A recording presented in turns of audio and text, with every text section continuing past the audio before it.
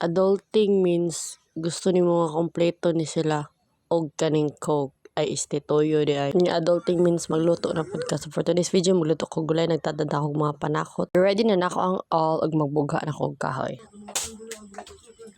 Bugha tag kahoy amantay gasol.